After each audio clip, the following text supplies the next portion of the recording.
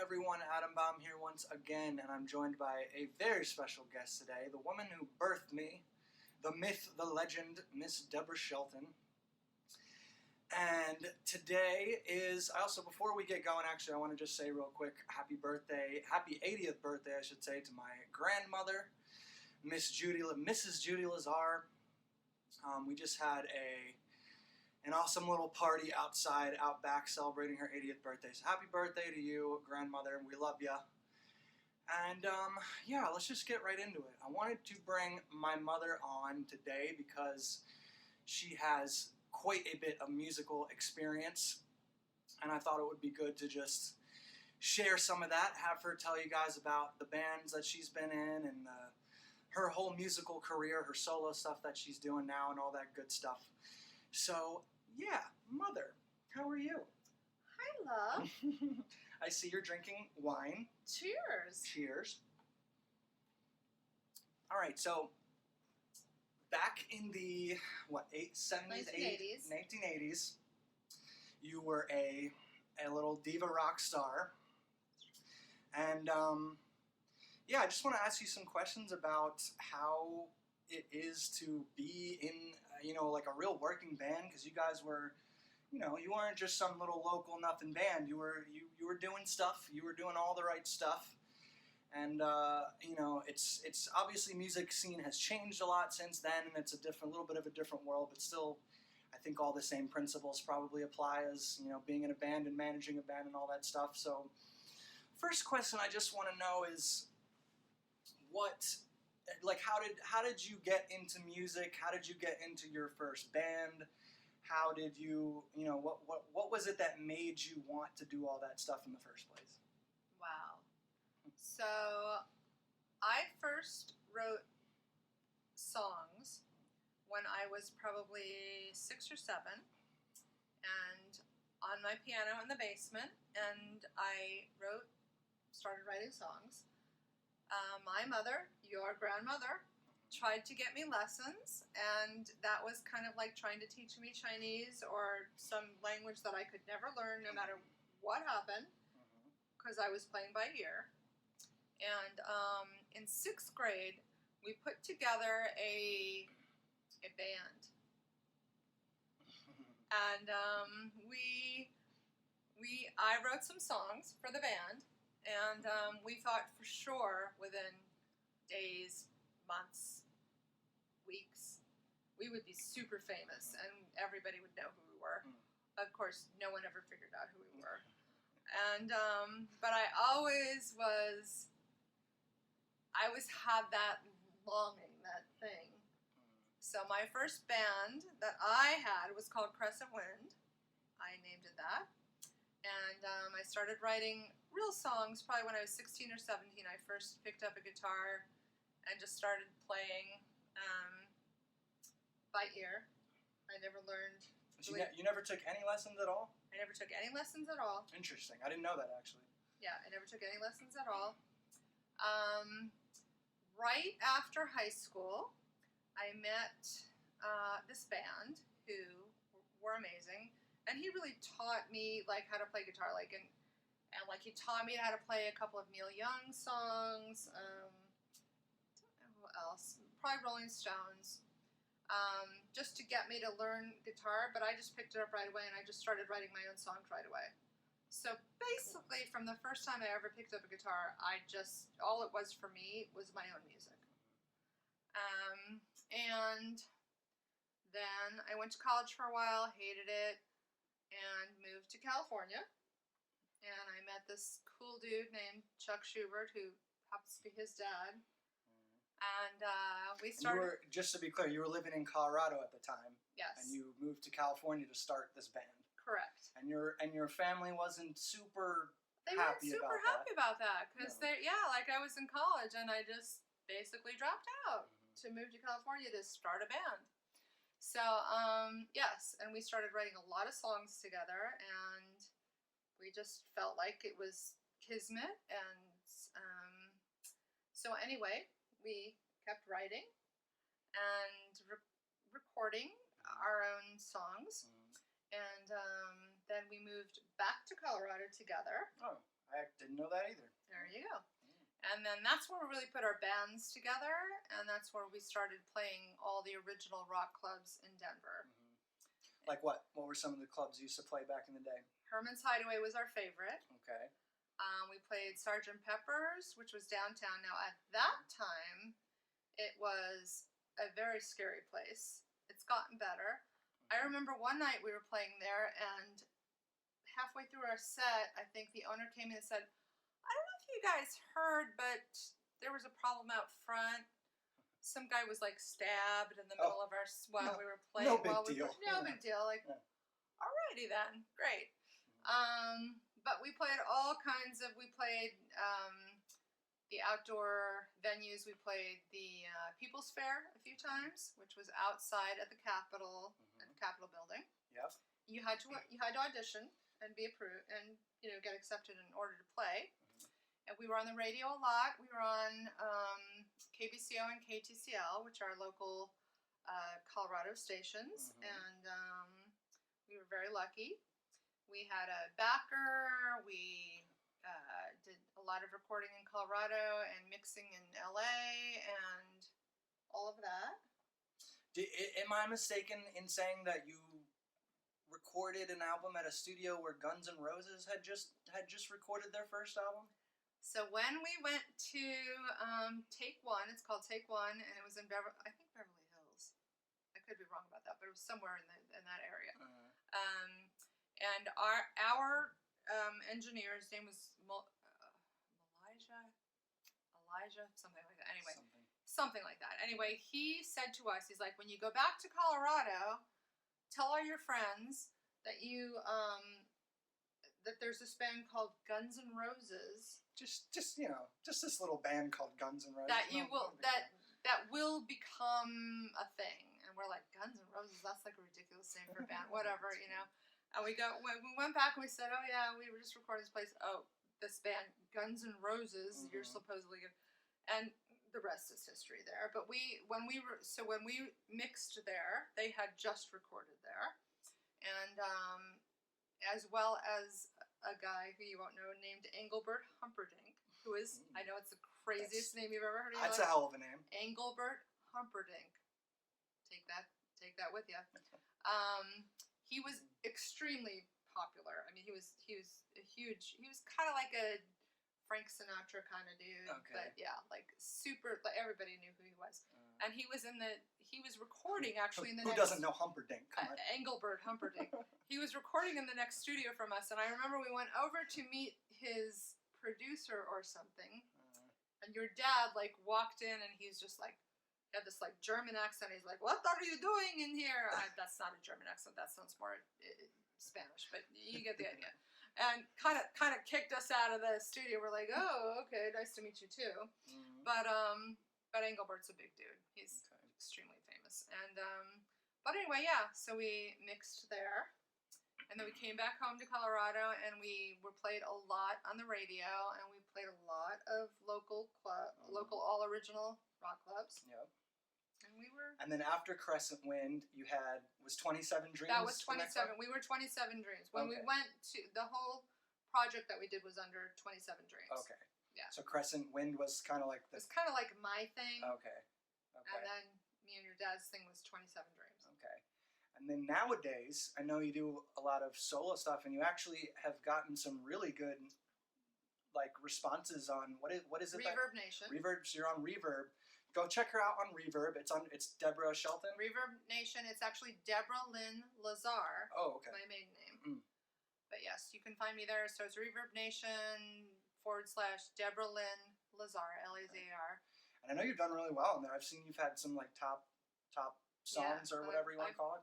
Been staying in the number 1 or 2 position for a while, which is amazing. Nice. And that's just you playing guitar and singing? Well, stuff? it's some of our old stuff together. Okay. Me and your dad, and some of the songs I wrote by myself, some of the songs we wrote together. We did all the recordings together. Yeah, so there's 10 to 15 songs I think on there. Okay, cool. So again, that's Deborah Lynn Lazar, and you can find that on Reverb Nation. And yeah, really awesome stuff. I love listening to you sing and watching you play guitar. And obviously, I basically learned from you guys. I mean, you guys were the ones who got me into guitar before I even started playing drums and all that stuff. And yeah, so that's really great. I mean, I think that um, I mean, obviously we have very different music tastes nowadays, Definitely. and even back then probably we did too. But it But definitely what's cool is that we do have some common things. I love the Sex Pistols. very true. Love X. X Mhm. was one of our. Mhm. That was like X. we would, when people would ask what do we sound like, we would say we were a cross between Fleetwood Mac and X, Not which too is many, a pretty crazy cross. But that's where we landed. not too many parents out there who would turn their kids on to X. Am I right? And so I also love the Foo Fighters. I know you like Foo Fighters. Do you like Foo Fighters? I like Foo I like Fighters. Foo Fighters. Yeah. So yeah, but it was really cool to like learn from you guys. I think that had a lot of influence on my kind of musical, just not my musical taste, but like the way I learned how to play guitar and the way I learned how to sing and Mhm. everything. And Because just, you play by ear and you Right, sing by ear. right, just It's all like you, that, I yeah. didn't. I mean, I took some drum lessons. Right. I don't think I ever took any guitar lessons. I took a little bit of drum lessons, but mostly just learned by ear. And I think I totally picked that up from you You guys. know who else played completely by ear? Tell me. You may have heard of them. Lennon and McCartney. Yeah. Some of the greats. So that's awesome, and it's really cool to hear a recap of your musical career, especially learning some stuff I didn't know there. Another question I wanted to ask you is in regards to stage names, because I always go by Adam Bomb, which obviously is not my real name. I mean, my real first name is Adam, but my last name is not Bomb. And mine kind of came about just because I don't even know really. It's just kind of a thing in the punk and metal scene to give yourself a name, like a cool name like that. And I don't know really how it came about, but I just became Atom Bomb because obviously it works as a pun and all that cool stuff. And I just like the way it flows. But I want to know, yours was Jamie Keys. So I was Jamie Catherine Keys. Oh, Jamie Catherine. Yes, and that came from just I loved the name Jamie, and back in the day that was very rare. And Keys came from a very talented musician boyfriend of mine who looked a lot like Rod Stewart, who had gave me a gift at one time, and it was a necklace, and it was a little like old-fashioned key. And when he gave it to me, he said, "I'd like you to think of this as a key to let yourself into anything that it is that you want to accomplish or achieve in this world."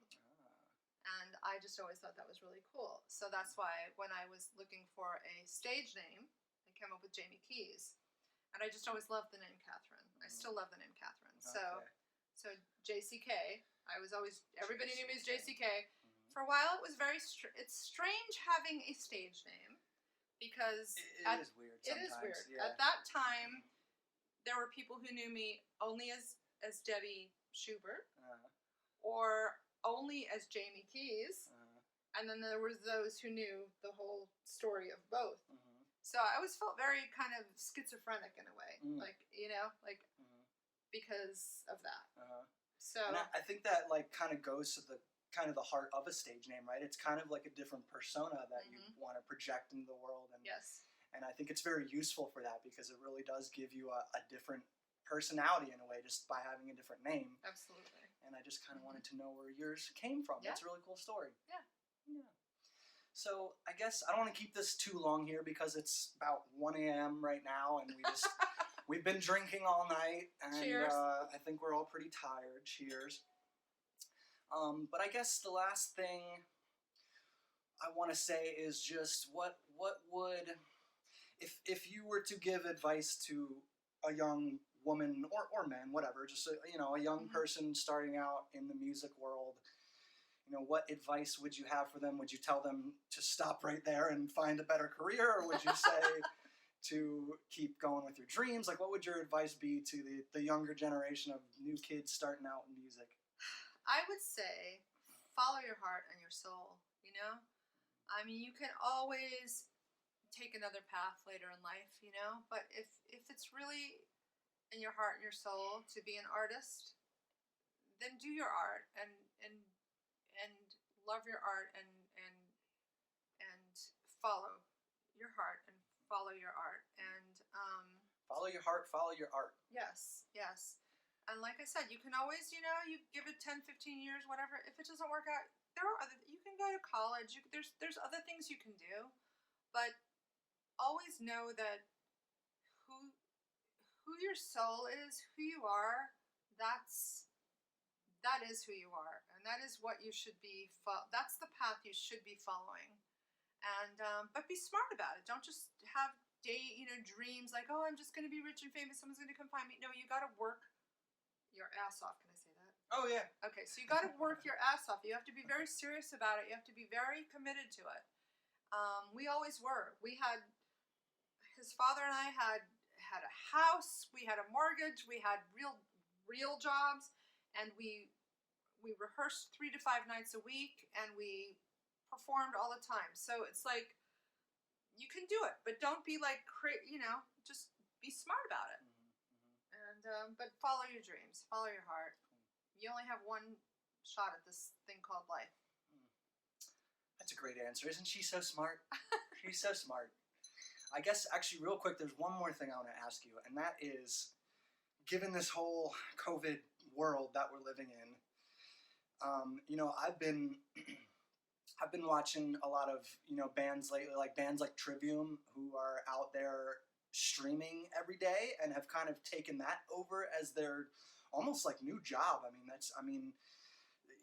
They stream 5 days a week. I know they stream 7 days a week when they're on tour or whatever, and it's kind of like, it's really become like another job for them. And not only that, but with all the virtual concerts and all this new, with the lack of being able to actually go to a concert and see your favorite bands, how do you think music's gonna be after all this is over? And do you think that all this virtual stuff, these virtual concerts, do you think some of that's gonna carry over into the world of music after this is all over? Like, how do you think it's gonna be after this? Well, that's an unbelievably amazing question, and I have not given it any thought, but yeah, it's such a crazy time we're living in. Oh my Really God. Yeah. But like, some things have been great. For example, last night we had my mother's 80th birthday, and we had it on a virtual Zoom call. We had like 40 people there, and from all over the country, actually all over the world. It was extraordinary. And if you're serious about your music, if you are serious about being a songwriter in particular, you have to keep writing, and you have to keep recording and performing in whatever form that takes, Yep. And so right now we're in this crazy time called COVID and all of this global pandemic. So we have to make do with what is available to us, which is film, mostly. Right. But it's good. Like, just keep practicing your instrument. Keep practicing singing. Keep practicing songwriting. You'll just get better and better and better. I mean, and that's what you need to do. And then we'll all come out of this thing, hopefully, together. We'll hopefully all be able to go to concerts again together and perform all that. If we never actually have that opportunity, you can still get better and better and better as a musician, as an artist, if that's what you choose to do. I totally agree, and I do think that some of these virtual elements are going to carry over, because like, it's so cool watching some of my favorite bands just like stream their practices and stuff like that. Like, who doesn't want to see that? Like, I would love to see that even after all this is over. We never get to see that. And it's totally like wasn't a thing before this, and I think some of those elements are going to carry over, and it's going to hopefully make the music world better in the end. I mean, it sucks to lose all these venues and all this, but crap. It's cool to be able to see the musical process in a way that we haven't seen that before. Exactly, yeah. Because it's usually kind of a private, personal thing for those of us who are songwriters and those of us who are musicians. Like, we're in our own kind of world when we're writing and when we're creating and when we're rehearsing. Yep. So it's kind of cool that the whole world gets to see that now. And I think also it kind of adds another layer, because like, you know, when you're just a fanboy or a fangirl for a band, it's like you kind of put them on this pedestal, and like they're these, you know, amazing, untouchable people who have these amazing lives, and really they're just normal people. They're normal people who have wives and kids and houses and you know, responsibilities, and I think it's really cool to like connect with that part of your favorite musician and like Totally. really get a sense of who they actually are as a person. Yeah. So I mean, it connects us more. I Yeah. think it's connected us more in a Yeah, way. It's an interesting thing. it has. Same thing with all the birthdays and stuff. It's like I was saying the other night. It's like I think a lot of people are going to remember, you know, these COVID birthdays because it's so special to have, you know, all your family on a Zoom call. I mean, it's Right. it's just special. It's just not something that normally happens. So I think Right. we'll remember that long into the future. Totally agree. Yeah, So I just want to say thank you so much for the opportunity of course. to kind of walk back down memory lane, and you know, those were some of the best times of our lives playing in the live shows, all original music. We never did cover songs, or if we did, they were songs no one ever knew, Yeah. so they thought they were ours. Uh, And you know, and just it was an incredible time. Denver's come a long way, and you know, we have the Lumineers now. We have like other bands that have really made it out of Denver, which is so exciting and so awesome. It's just because Denver's such an incredible place. yeah. So anyway, Yeah. Well, I want to thank you for coming on, and it was really cool. I wanted to do this not only to like make a cool YouTube video, but also to like, because I wanted to know a little bit more about your musical career, and since it's been such a big part of my life, you know, moving around, we always had a studio in every house we lived in, and they were always recording, and you know, I probably wouldn't have ever really picked up like an instrument like drums because it's so hard to have a space to do that and have parents that are okay with you doing that, and you know, I think encourage you to do that. Yeah, encouraged me to do that, and I think it really, you know, it made me the musician that I am today. So He's an amazing musician. oh, please stop. Let's just say that. Stop it. Yeah. Yes. Anyway, thank you so much. You're welcome. Thank Mama. you for having me. I love you, I love you too. and I love all you guys out there. And thanks Keep for watching. on rocking. Do your thing. Keep Follow on your rocking. heart.